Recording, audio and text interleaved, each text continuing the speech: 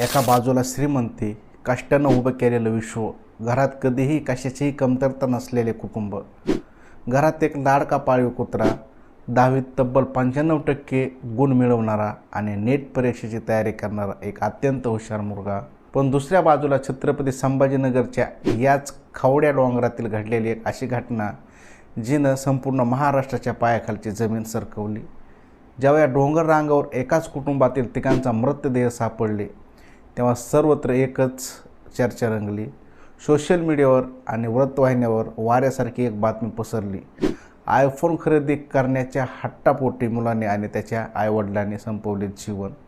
पण मंडळी, जे समोर दिसतंय किंवा जे चॅनलवर सांगितलं जातंय त्यामागे दडलेला खरा इतिहास आणि वास्तव काहीतरी वेगळाच आहे. आजच्या व्हिडिओमध्ये आपण थरारक माहितीचा एक असा पाडा वाचणार आहोत जो ऐकून तुमच्याही अंगावर काटा येईल. हा व्हिडिओ शेवटपर्यंत नक्की पहा, कारण या प्रकरणाचा प्रत्येक लेअर तुम्हाला हादरून सोडेल. घटना घडल्यानंतर सुरुवातीला ज्या बातम्या बाहेर आल्या त्या अत्यंत वेदनादायक होत्या. सर्वसामान्यांच्या मनात एकच प्रश्न निर्माण झाला होता की आजची तरुण पिढी एवढं संवेदनशील कशी झाली? एका मोबाईलसाठी, एका ब्रँडेड फोनच्या हट्टासाठी स्वतःचा जीव कसं काय देऊ शकतो? या प्रकरणाने तरुणांच्या मानसिकतेवर आणि पालकांच्या संगोपनावर मोठे प्रश्नचिन्ह निर्माण केले होते. सोशल मीडियावर वेगवेगळ्या प्रतिक्रियांचा पाऊस पडू लागला. कुणी कुणाला दोषी ठरवू लागलं तर कुणी आजच्या पिढीवर हट्टावर ताशेरे ओढू लागले. पण या सगळ्या गदारोळात एक महत्त्वाच्या गोष्टीकडे दुर्लक्ष होत होतं, ते म्हणजे या कुटुंबाची खरी पार्श्वभूमी काय होती आणि कुणाल खरोखरच असा हट्टी मुलगा होता का? आणि याच प्रश्नांचे उत्तर शोधण्यासाठी जेव्हा माध्यम प्रतिनिधी थेट कुणालच्या जवळच्या नातेवाईकाशी, विशेषतः त्याच्या मावस काकाशी संवाद साधला, तेव्हा या संपूर्ण प्रकरणाला एक अतिशय धक्कादायक आणि पूर्णपणे नवीन वळण मिळालेलं आहे. जेव्हा कुणालच्या मावस काकांनी मीडियाशी संवाद साधला तेव्हा त्यांनी सुरुवातीच्या सगळ्या चर्चांना एका झटक्यात खोटं ठरवलं. काकांनी अत्यंत महत्त्वाचा खुलासा करताना सांगितलं की या प्रकरणात आयफोनचा दूरपर्यंत काही संबंध नाही. मग जर आयफोनचा कारण नाही तर नेमकं काय घडलं होतं त्या दिवशी? मावस काकांनी सांगितलेली हकीकत मनाला चटका लावणारी आहे. त्यांच्या म्हणण्यानुसार त्या दिवशी कुणालच्या आईवडिलांमध्ये घरगुती कारणावरून काहीसे खटके उडाले होते. वाद निर्माण झाला होता. छोटे मोठे कौटुंबिक वाद घरात नेहमीच होत असावेत किंवा त्या दिवशी झालेला वाद कुणालला अस्वस्थ करून गेला. आपल्या आईवडिलांमध्ये सतत भांडण होऊ नये आणि हेच भांडण थांबवण्यासाठी किंवा त्यांना कुणीतरी रोखावे या एका निरागस आणि बाळबोध विचाराने कुणाल आपल्या आईवडिलांच्या मागे त्या डोंगरापर्यंत गेला होता. काकांनी स्पष्टपणे सांगितले की कुणालला स्वतःचं आयुष्य संपवायचं नव्हतं. तो तिथे आत्महत्येच्या उद्देशाने गेलाच नव्हता. तो फक्त त्यांना भीती दाखवण्यासाठी किंवा त्यांचे भांडण मिटवण्यासाठी तेथे पोहोचला होता. पण तिथे परिस्थिती हाताबाहेर गेली होती. वडिलांनी कदाचित त्याला रोखण्याचा किंवा पकडण्याचा प्रयत्न केला आणि त्याच धावपळीत तोल जाऊन ही दुर्दैवी घटना घडली. हा घात होता की एक दुर्दैवी अपघात? या प्रश्नाने आता अधिकच गुंतागुंत वाढवलेली आहे.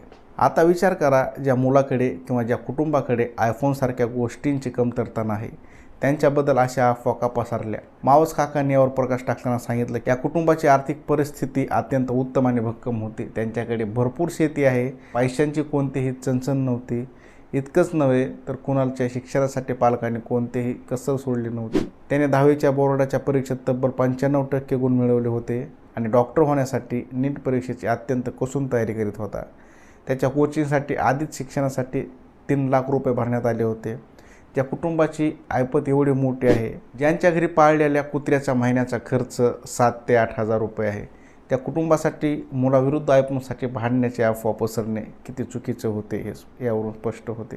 सर्वात महत्त्वाची गोष्ट म्हणजे पोलिसांच्या पंचनाम्यात हे उघड झाले आहे की त्यांच्या घरी आधीपासूनच 2 आयफोन उपलब्ध होते आणि कुणालकडे तो आयफोन होता. मग आयफोनचा हट्ट असण्याचा प्रश्नच कुठे येतो? मूळ कारण होतं हे घरगुती वादच, एकमेकांना टोचून बोलण्याचं आणि त्यातून निर्माण झालेल्या तत्कालीन मानसिक तणावाचं. घरामध्ये काहीतरी अगोदरच कुजबूज चालू होती आणि त्या वादातूनच हे प्रकरण घडलेलं आहे, दुर्दैवी घटना घडलेली आहे, असं जे कुणालचे मावस काका आहेत त्यांना स्पष्ट केलेलं आहे. छत्रपती संभाजीनगरच्या खवड्या डोंगरावरील ही घटना आपल्याला एका मोठ्या वास्तवाची जाणीव करून देते. क्षुल्लक घरगुती वाद किंवा गैरसमज किती भयानक रूप घेऊ शकतात याचं हे एक विदारक उदाहरण आहे. आज कुणार जगात नाही, त्याचे आईवडील नाहीत आणि या सगळ्यामागे उरला आहे तो फक्त एका निष्पास श्वासाचा आणि लाडक्या पाळीव कुत्र्याचा टाहो, जो आता या घरात पूर्णपणे एकटा पडला आहे. कोणतीही खात्रीशीर माहिती नसताना सोशल मीडियावर पसरवल्या जाणाऱ्या अफवा कशा पद्धतीने मानसिक नुकसान करू शकतात हे सुद्धा या प्रकरणाने दाखवून दिलेलं आहे. पालकांनो आणि मित्रांनो, घरातील संवाद कधीही तुटू देऊ नका, कारण वाद मिटवण्यासाठी संवाद महत्त्वाचा असतो. टोकाची पावलं नव्हे